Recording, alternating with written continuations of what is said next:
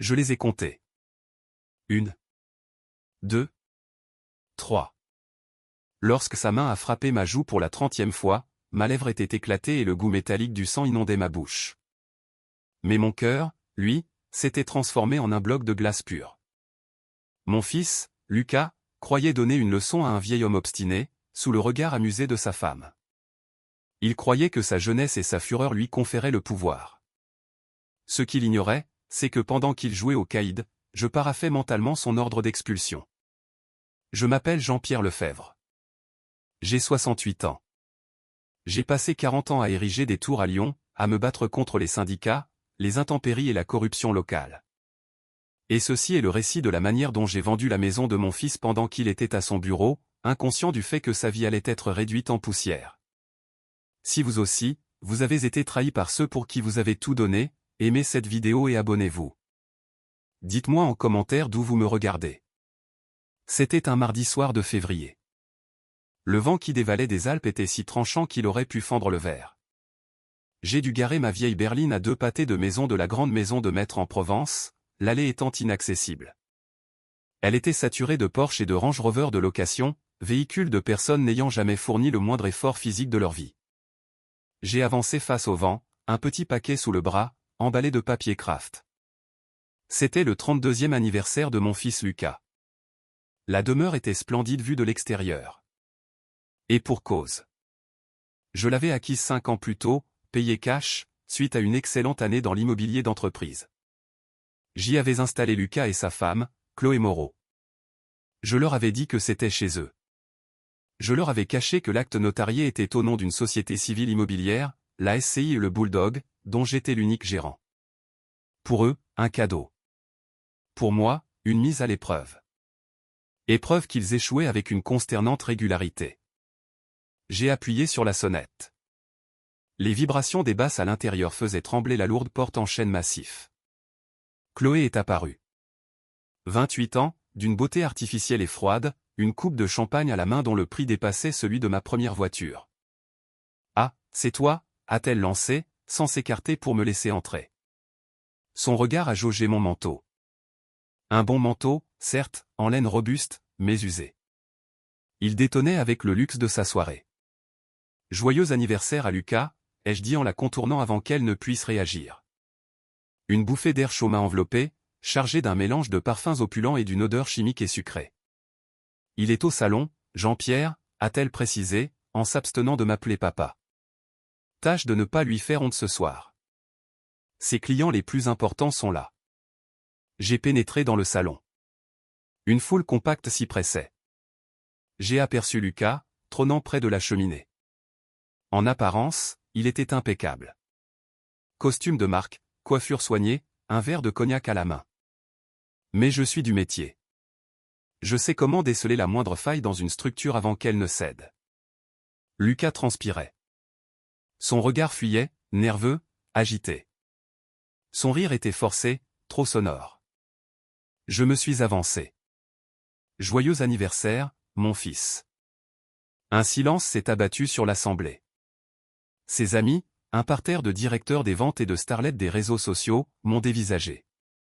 J'étais la pièce rapportée, le vieil homme aux mains abîmées au milieu de ses mains manucurées.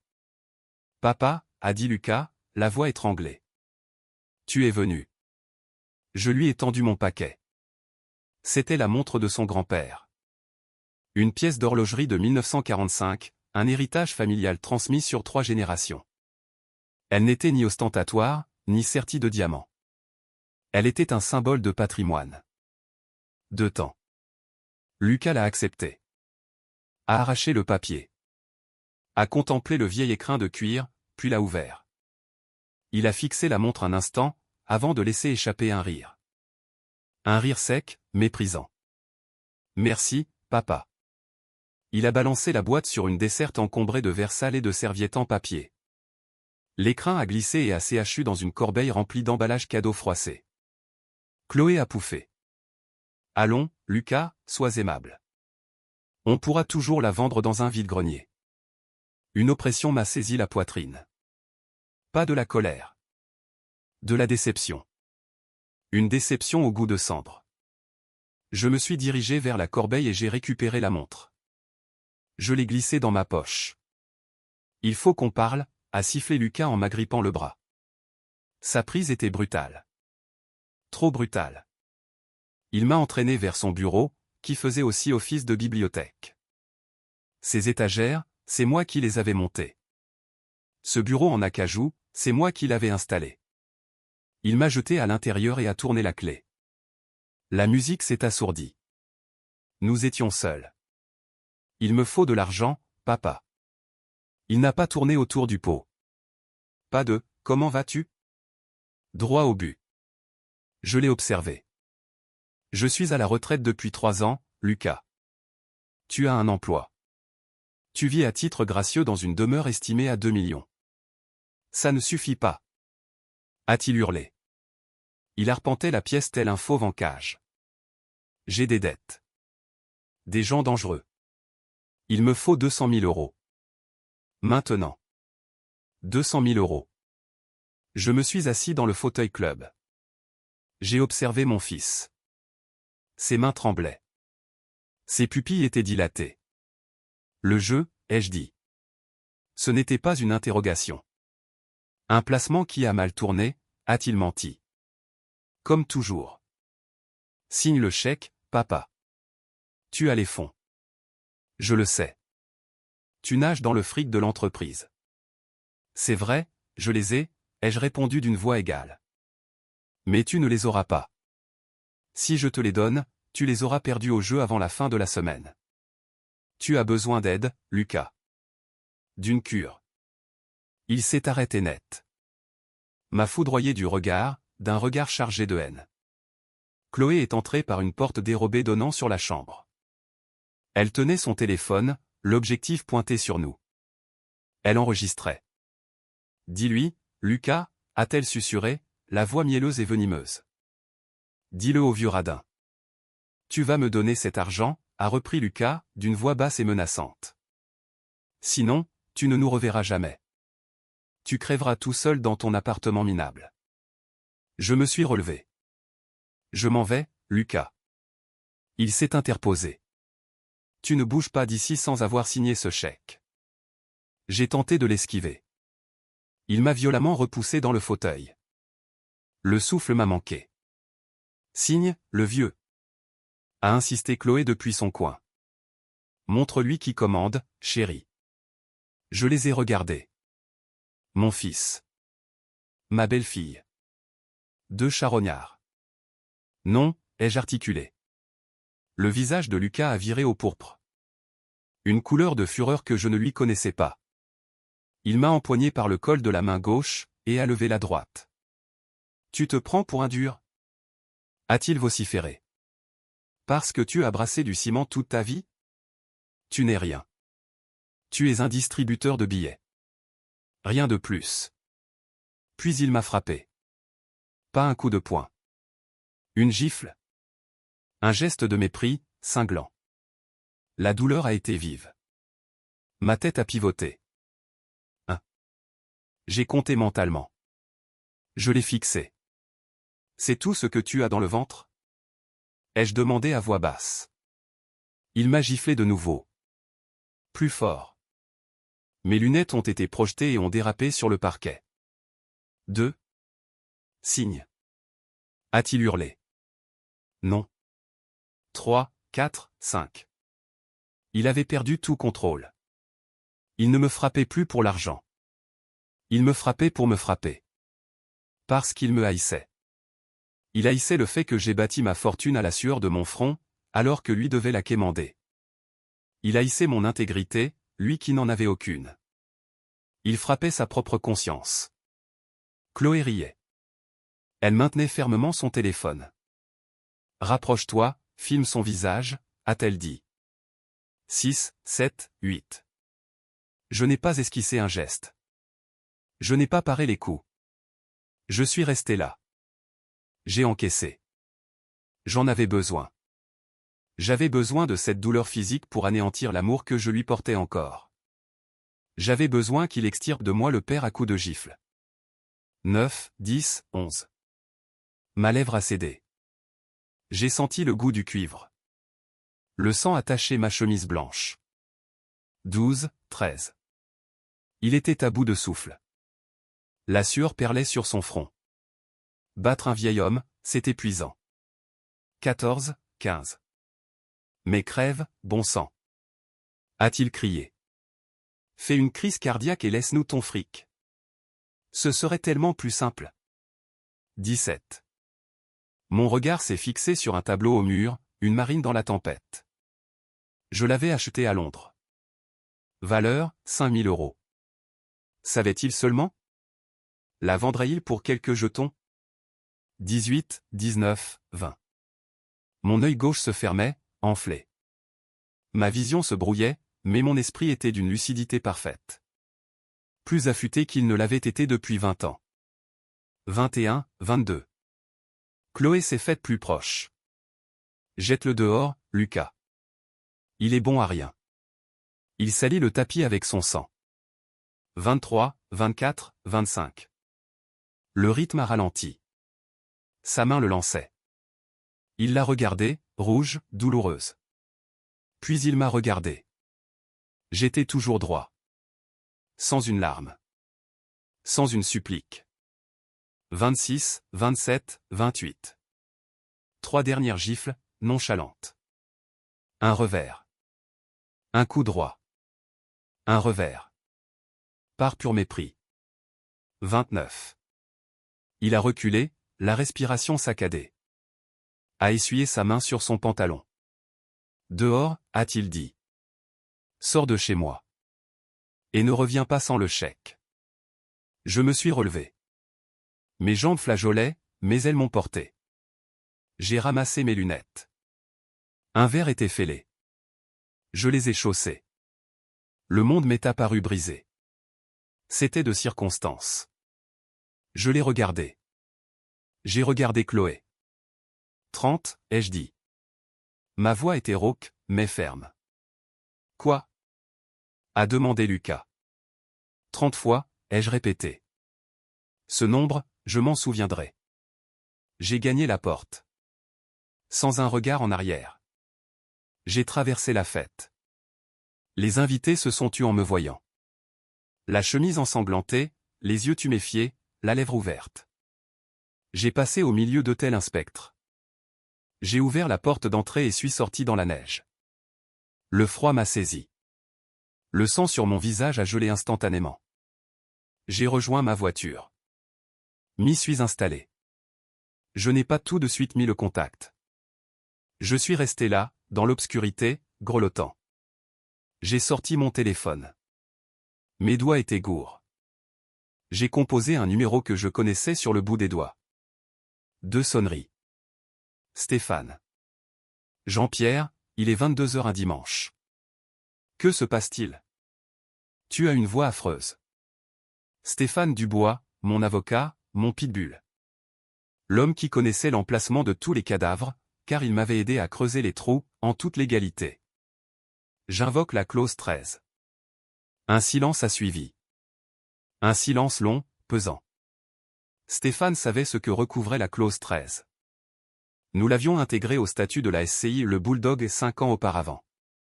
L'option atomique. Tu es certain, Jean-Pierre? A-t-il demandé doucement. La clause 13, c'est la terre brûlée. Irréversible. Elle entraîne une liquidation immédiate. J'ai touché ma lèvre. Le sang a maculé mon doigt. Je viens de recevoir 30 gifles de mon fils, Stéphane. Il m'a souhaité la mort. M'a traité de portefeuille. Ciel, a murmuré Stéphane. Tu veux que j'appelle la gendarmerie? Non. La gendarmerie, c'est pour se protéger. Je ne cherche pas la protection. Je cherche la destruction. Bien reçu, a dit Stéphane. Son ton a changé. Froid. Professionnel. Implacable. Tes instructions? La maison. La maison de maître en Provence. C'est un bien détenu par la SCI le Bulldog. Lucas est un occupant sans droit ni titre. Il vient de violer les conditions de son hébergement en agressant le gérant. Exact. Nous pouvons l'expulser. 30 jours de procédure. Non, ai-je coupé. Pas d'expulsion. Je veux qu'elle disparaisse. Je veux la vendre. Cette nuit. Cette nuit, Jean-Pierre? L'immobilier ne fonctionne pas comme ça. Sauf si on s'adresse aux bonnes personnes. Appelle la société les Bulldogs Rénovateurs.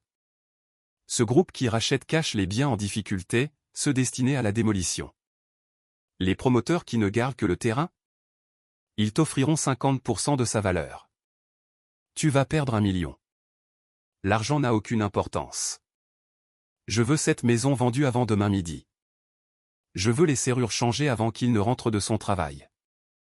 Je veux qu'il introduise sa clé dans la serrure et qu'il comprenne qu'il ne possède plus rien. Je peux voir ce que je peux faire. Je peux préparer les actes cette nuit. Si tu es prêt à une décote massive, je peux avoir un acheteur avec les fonds pour 9 heures. Fais-le. Et Stéphane? Oui. Annule le reste. Les cartes de crédit, le leasing de la voiture, l'assurance, l'adhésion au club de golf privé. Coupe tout. Absolument tout. Il va couler, Jean-Pierre. Il n'a aucune ressource. Il a une femme, ai-je rétorqué, la voix sombre.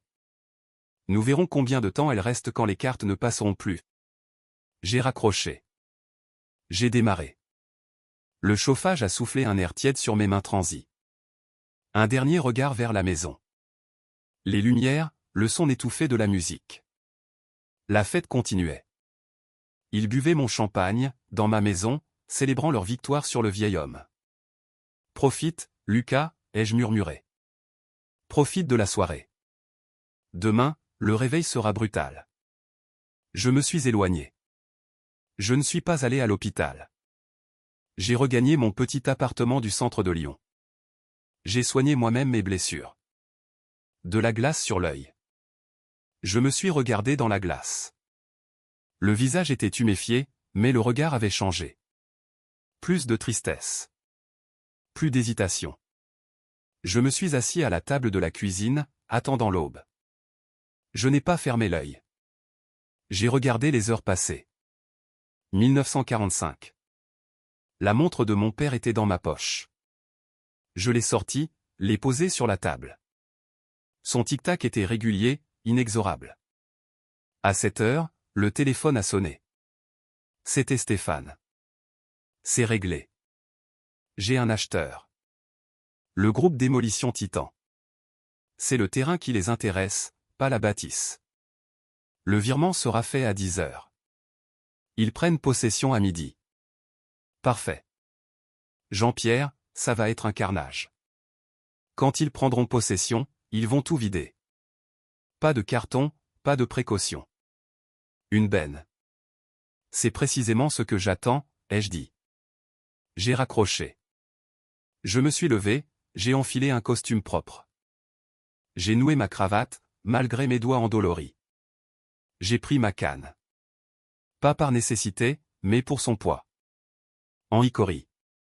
Solide. Lourde. Lundi matin.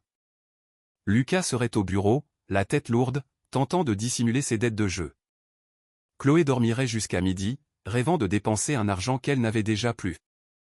J'ai regardé ma montre. 8 heures. Le décompte était lancé. 4 heures. C'est le temps qu'il leur restait dans leur paradis. Et j'allais me délecter de chaque seconde de leur chute. Je suis sorti dans le matin lyonnais. Le vent était toujours aussi glacial, mais je ne le sentais plus. J'étais investi d'une mission. Et malheur à celui qui se mettrait en travers de ma route. 8h30, j'étais au bureau de Stéphane. Une tour de verre à la Pardieu. Il m'attendait dans la salle de réunion, devant une pile de documents haute comme ça. On dirait que tu sors d'un combat de boxe, a-t-il commenté en voyant mon visage. J'ai l'impression d'avoir gagné, ai-je répondu. Il a poussé les documents vers moi. L'acte de vente. Le transfert de propriété. La résiliation immédiate du droit d'occupation pour faute grave. Signe là, là et là. J'ai signé. D'une main ferme. Jean-Pierre Lefebvre. Jean-Pierre Lefebvre. Jean-Pierre Lefebvre. Chaque signature était une amputation. Le virement est en place. Dès que les fonds sont sur le compte séquestre, le bien appartient au groupe Démolition Titan. Leur équipe de sécurité est prête à intervenir. Bien. Un dernier point, a ajouté Stéphane en sortant un autre dossier. J'ai fait des recherches sur les dettes de Lucas. C'est pire que ce que tu imagines. À quel point? 300 000 € à un réseau de malfaiteurs de la banlieue parisienne. Ce ne sont pas des créanciers classiques, Jean-Pierre. Ce sont des requins. S'ils ne paient pas, ils s'en prendront à lui physiquement. J'ai contemplé la ligne d'horizon de Lyon. J'ai repensé aux 30 gifles. À la haine dans son regard. C'est un homme, Stéphane. Il a fait ses choix. Tu le jettes en pâture au loup, a dit Stéphane à voix basse. Non. J'arrête simplement de les nourrir à sa place. Mon téléphone a vibré. Un message de Lucas. Papa, désolé pour hier. J'étais saoul. Le stress me ronge. Il faut qu'on parle du chèque. J'en ai vraiment besoin aujourd'hui. Je t'aime. Je t'aime. Quelle audace. 30 gifles, et un « je t'aime » pour avoir de l'argent. J'ai montré le message à Stéphane. Ne réponds pas. Je n'y comptais pas. Je vais le laisser croire que je suis anéanti. Que je me démène pour lui trouver l'argent. Qu'il macère dans son angoisse à son bureau. À 9h55, le virement est arrivé. La maison était vendue. Plus à moi. Plus à lui. Elle appartenait à une entreprise qui n'y voyait qu'un terrain à construire. À 10h, je suis monté dans ma voiture avec Stéphane. Nous avons suivi le convoi de Titan. 3 gros SUV noirs et une benne. Une allure de cortège militaire. Nous avons pris la direction de la Provence. La neige redoublait, recouvrant la route d'un linceul blanc. Elle masquait la saleté, les aspérités. Mais elle ne pouvait masquer le désastre imminent. Nous sommes arrivés à 10h45.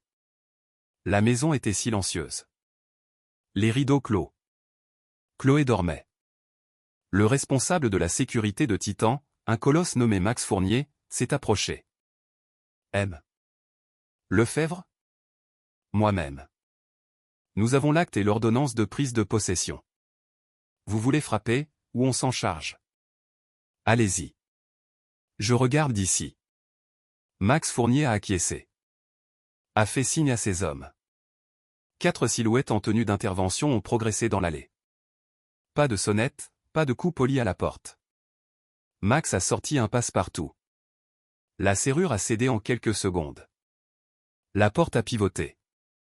L'alarme s'est déclenchée. Une sirène stridente a déchiré le silence matinal. J'ai baissé la vitre. Je voulais entendre. Quelques instants plus tard, un autre cri. Celui de Chloé. Dehors. Dehors. Qui êtes-vous?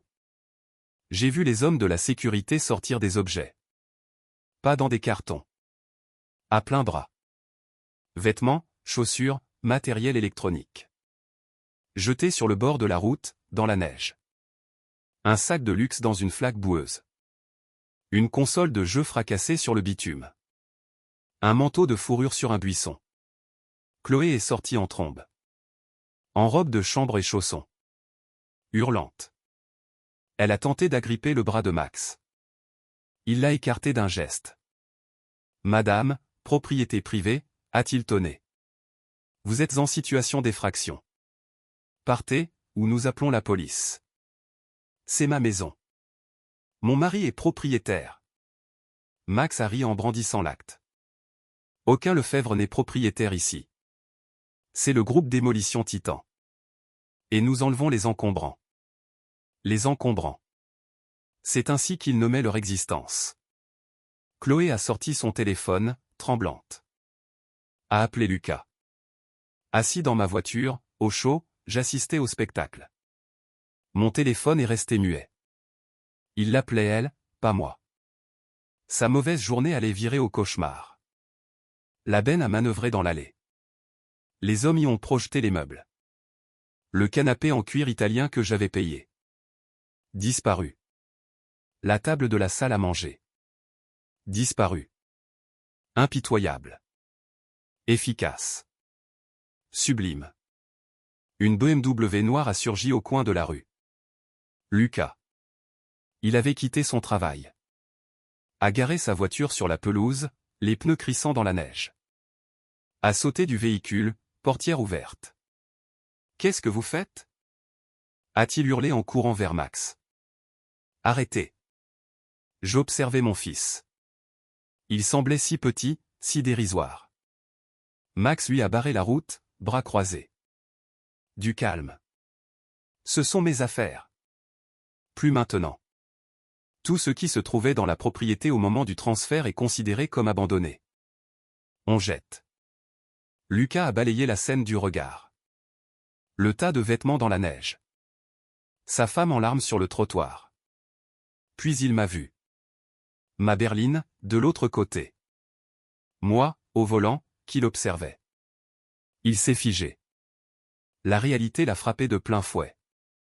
Il a traversé la rue en courant, a glissé, s'est relevé, et a martelé la vitre de ma voiture.